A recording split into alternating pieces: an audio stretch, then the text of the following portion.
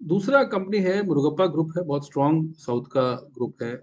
और अगर हम इसकी हिस्ट्री को देखें तो पिछले लगभग 150-200 सालों से ये लोग वहाँ बिजनेस करते हैं, बहुत स्ट्रॉन्ग है। तो उनका एक कंपनी है जिसका नाम है ट्यूब इन्वेस्टमेंट्स। ये इन्वेस्टमेंट कंपनी भी है और इसमें काफ़ी सारे काम होते हैं। ये प्राइमरली पहले ट्यूब्स बनाते थे, तो ट्यूब्स ये बहुत तरीके की इंडस्ट्रीज को देते हैं। इंजीनियरिंग उनका बहुत डिवीजन बहुत स्ट्रॉन्ग है।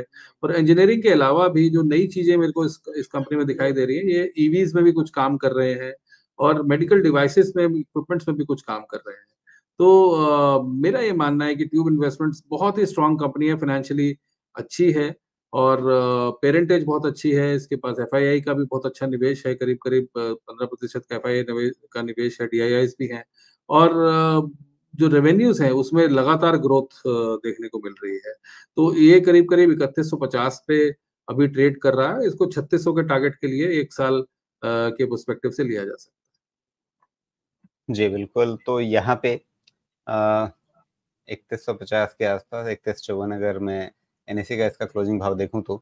लेकिन ये नीचे से काफ़ी बढ़ चुका है पिछले कुछ समय में, और इसका चार्ट आप देखें तो लगातार एक काफ़ी तीखे ढंग से ऊपर ही ऊपर चलता जा रहा है बिना किसी खास करेक्शन के।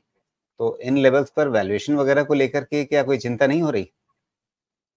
देखिए क्या होता है राजीव जी, 2 तरीके से हम इस चीज़ को देख सकते हैं कि वैल्यूएशन बहुत स्ट्रेच्ड तब मानी जा सकती है जब पीछे से रेवेन्यूज़ ना हो। तो रेवेन्यू है, अच्छा मार्केट कैप है इस कंपनी का और पीछे पेरेंटेज बहुत अच्छी है। तो मुझे लगता है कि जब रेवेन्यूज़ बैक कर रहे हैं तो फिर उसके बाद डर नहीं होता। जब कंपनी का फ्यूचर अगर आप देखें इसका सेल्स नंबर मैं आपको बताता हूँ कि सितंबर 2020 में ये करीब-करीब 1193 करोड़ का इसने सेल्स क्लॉक किया था।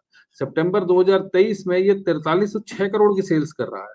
तो जहाँ पे ये 101 करोड़ का नेट प्रॉफिट करता था, अभी इसका 341 करोड़ का नेट प्रॉफिट है। तो सामने अगर प्रॉफिटेबिलिटी बढ़ रही है, ये मैं क्वार्टरली बात कर रहा हूँ। अगर आप एनुअल बात करें तो एनुअल जो टीटीएम अभी मैं नेट प्रॉफिट देख पा रहा हूँ तो 1426 करोड़ का नेट प्रॉफिट है।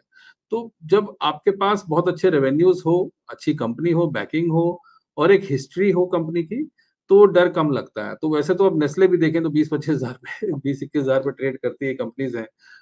तो जहाँ पर रेवेन्यूज़ बैकिंग हो, कंपनी अच्छी हो और एक्चुअल बिज़नेस हो, फ्यूचरिस्टिक बिज़नेस हो, तो वहाँ पर डरना नहीं चाहिए। सतत विकास वाली कंपनीज़ हैं, ये बढ़ती रहेंगी। जी। अच्छा, इसके पिछले कुछ सालों का इतिहास मैं देख रहा था और उसमें ये दिख रहा है कि इनकी रेवेन्यूज़ जैसा आप कह रहे हैं, वाक़ई काफ़ी तेज़ी से बढ़ी है और 5 साल पहले जहाँ पर इसकी सेल्स थी, उससे अब तिगुनी हो चुकी है। 5 साल में 3 गुना सेल्स हो जाना अपने आप में काफ़ी एक मतलब बड़ी कामयाबी कहा जाएगा, और इस दौरान अगर मुनाफ़ा देखें तो वो तो 10 गुना हो चुका है। तो ये जो एडिशनल रेवेन्यू आ रही है, जो इंक्रीमेंटल रेवेन्यू और जो इतना तेज़ी से बढ़ता हुआ मुनाफ़ा है, शायद इसमें क्या मार्जिन का भी योगदान है? मार्जिन तो ठीक है, बढ़ा है, बहुत ज़्यादा नहीं भी तो पहले से दोगुना हो गया है। लेकिन इसके कारोबार की वो बड़ी मजबूतियाँ क्या हैं जिसके चलते इस तरह से वो रेवेन्यू हो रहा है? इस तरह की ग्रोथ दिख रही है? देखिए, जो जिस इंजीनियरिंग सेक्टर में ये है जहाँ पे ये काम करती है, तो आप मान के चलिए कि पहली चीज़ कंपनी के पास एक प्रोडक्ट लाइन होना, दूसरा वो प्रोडक्ट लाइन वो कहाँ तक उसके अपने क्लाइंट्स तक पहुँचा सकता है, उसकी जैसे हमने खुद अभी देखा सेल्स अच्छा हो रहा है, टर्नओवर्स बढ़ रहे हैं, प्रॉफिटेबिलिटी बढ़ रही है। तो जिन डिविजन्स में ये है, जैसे मोबिलिटी में, इंजीनियरिंग में, मेटल फोर्जिंग में बहुत अच्छा काम करते हैं ये लोग। अब जैसे मैंने कहा कि ईवी में ये लोग आ रहे हैं। तो ये जो रिक्वायरमेंट है इंडस्ट्री की वो बढ़ती जा रही है और उसको ये कैटर कर रहे हैं, क्वालिटी अच्छी देते हैं तो इस कारण से लोग या बड़े क्लाइंट्स इनके साथ जुड़े रहते हैं। अगर आप टू व्हीलर सेल्स देखें, तो टू व्हीलर सेल्स पहले कहाँ थी और अब कहाँ पे हैं? अगर आप 10 साल की अवधि को देखें तो बहुत ही ज़बरदस्त तरीके से हमने टू व्हीलर सेल्स में ग्रोथ देखी है। तो ये ट्यूब्स बनाते हैं, साइकिल्स के लिए ट्यूब्स होती हैं, ये टू व्हीलर्स के लिए होती हैं, ये ट्यूब्स आपकी फोर व्हीलर्स में भी काम आती हैं, इंडस्ट्री में बहुत जगहों पर ये काम आती हैं। तो मुझे लगता है कि ऐसी अगर आप इंडस्ट्री में हैं, जहाँ पर रेगुलर कंजम्पशन है और आपका क्लाइंट बेस अच्छा है, आपका क्वालिटी अच्छा है, आपका डिस्ट्रीब्यूशन चैनल अच्छा है, तो निश्चित रूप से आप खुद भी पैसा बनाएँगे और अपने निवेशकों के लिए भी पैसा बनाएँगे। जी।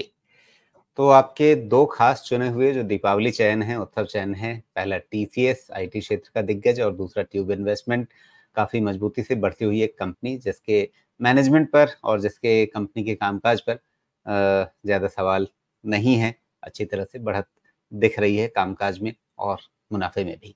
तो अब ये तो रही दीपावली चयन की बात, जहां पर साल भर के हिसाब से पैसा लगाया जाए। लेकिन वापस आ जाते हैं जहां से आपने शुरुआत की थी, जियोपॉलिटिकल रिस्क। उस रिस्क को ध्यान में रखते हुए बिल्कुल शॉर्ट टर्म व्यू अगर अपनाया जाए तो अगर मान लीजिए किसी को अपने पोर्टफोलियो में गोल्ड बढ़ाना है, तो कौन-कौन से सेगमेंट्स वो सीधे हटाना शुरू कर दे, या जहां से वो पैसा निकालना शुरू कर दे कि अगर पोर्टफोलियो में 25% गोल्ड लाना है तो इक्विटी वो घटाने के लिए वो पॉकेट कौन से है जहां से ट्रिम किया जाए? राजीव जी, उसके लिए तो ऑलरेडी देर हो चुकी है। पिछली बार जब हम मिले थे तो मैं कह रहा था प्रॉफिट बुक करो। अभी तो मार्केट करेक्ट हो गया है नहीं, और अभी तो जैसे आज भी तब भी मार्केट हमने में मैं आपसे देख पूछा रहा होगा, था। तब भी हमने आपसे पूछा कि अच्छा बताइए, ठीक है, अगर चीजें ठीक नहीं है तो फिर कहाँ से हटा जाए। अभी भी देर हो चुकी है, लेकिन फिर भी जो नहीं कर नहीं, पाए हैं देखिए मुझे उनके लिए लगता है कुछ। कि जहाँ पर भी मिड कैप में या स्मॉल कैप में बहुत ज़्यादा तेज़ी बन गई थी, जैसे डिफेंस स्टॉक्स में भी हम देख रहे थे, रेलवे स्टॉक्स में देख रहे थे। हालाँकि सेक्टर्स में कोई प्रॉब्लम नहीं है। किसी भी जैसे अगर आप रेलवे की बात करें तो रेलवे तो अगले 10-15 साल, 20 साल के लिए बहुत ही अच्छा सेक्टर है। इसको एफिशिएंट होने की आवश्यकता है। जैसे ही रेलवे एफिशिएंट हुआ, मुझे लगता है बहुत प्रॉफिटेबल सेक्टर है। मगर जिस तरह से सारे के सारे रेलवे स्टॉक्स में कुछ तो 100%, 150%, 200% की तेज़ी हो गई या डिफेंस स्टॉक्स में हो गई, जो हमने देखा कोचिन शिपयार्ड में हुआ या माझगांव डॉक में हुआ। तो ऐसा होता नहीं है मार्केट्स में कि ठीक है, अगर कंपनी अच्छा कर रही है, तो आजकल क्या है कि मार्केट में पार्टिसिपेशन लेवल इतना अच्छा, लेकिन ज़्यादा अभी है। मैं ठीक से याद कर पा रहा हूँ, डिफेंस में आपने एचएएल, बीडीएल इन सब के नाम लिए थे ना कि ये ठीक लग रहे मैंने हैं। लिए थे मगर कहा कि अभी थोड़ा करेक्ट होने के बाद लीजिए, थोड़ा ओके, और करेक्ट मतलब होने के इनमें बाद करेक्शन लीजिए। अभी मगर बाकी है। जी, इसमें हो तो सकता है कि शॉर्ट थोड़ा आपको तो करेक्शन शॉर्ट टर्म व्यू ये करेक्शन है की। कि इनमें से पैसा निकले और जब वो करेक्ट हो जाएँ उसके बाद वापस री-एंट्री की जाए। बिल्कुल, और कंज़म्पशन के आस-पास रहें, कंज़म्पशन के आस-पास रहें, कमोडिटीज़ के आस-पास रहें, तो चांस कम है कि आपका कोई दिक्कत आएगा। एक स्टॉक मैं बोलना चाहता हूँ, अभी मेरे आपके बात करते-करते एक ज़रूर। मुझे ध्यान आया। एक है नगरनार स्टील प्लांट, ये एनएमडीसी स्टील के नाम से भी आता है। तो ये करीब-करीब ₹40 पे ट्रेड कर रहा है, 60 का इसने हाई लगाया था, तो बहुत डीप वैल्यू है इस स्टॉक में। तो जहाँ पर भी डीप वैल्यू दिखे राजीव जी, तो मैं कहूँगा कि वहाँ पर खरीदारी करनी चाहिए।